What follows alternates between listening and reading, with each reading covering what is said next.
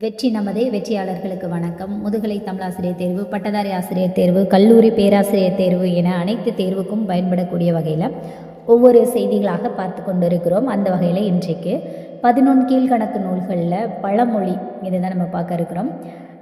இதில் உங்களுக்கு இலக்கிய வரலாறு தேர்வுகள், அதற்கப்புறமாக பட்டதாரி ஆசிரியர் தேர்வு இதெல்லாம் ஒரு புலனக்குழு மூலமாக நடத்தப்பட்டு கொண்டு இருக்கிறது. அந்த குழுவில் இணைவதற்கான இணைப்பும் தேர்வுக்கான இணைப்பும் டிஸ்கிரிப்ஷனில் நான் கொடுக்குறேன். நீங்கள் அதை பயன்படுத்திக்கோங்க.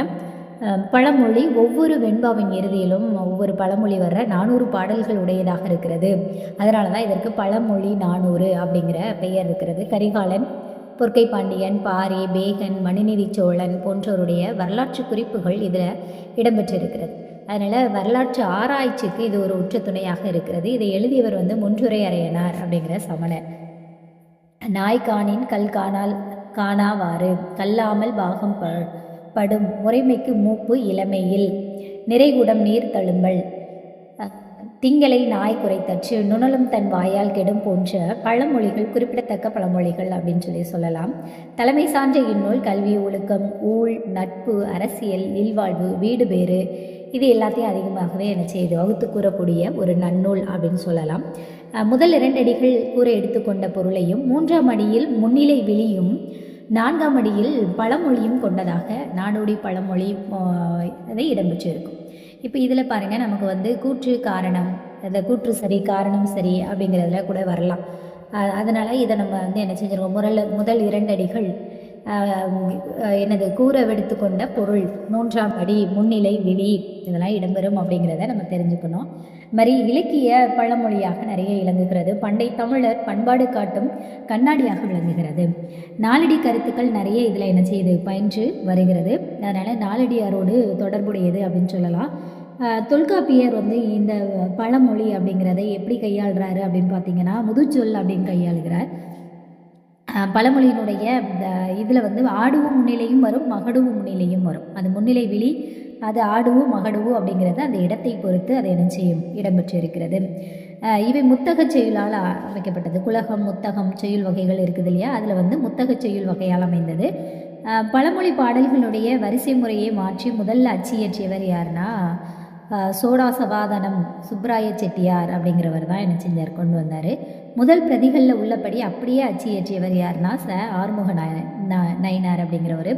சுப்ராய செட்டியார் பால் இயல் பாகுபாடுகள் செய்து எழுதி பதிப்பிச்சிருப்பார்.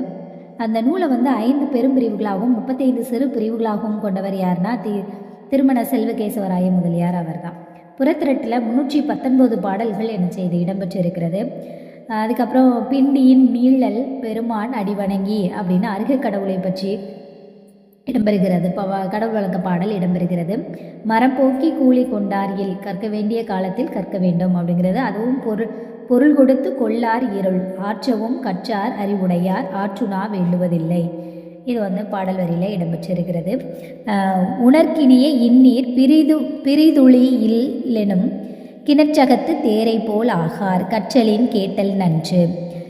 இந்த மாதிரியான குலவிச்சை கல்லாமல் பாகம் படும், பாம்பரியும் பாம்பின்கால், நிறைகுடம் நீர் தழும்பலில், பிடிபூனி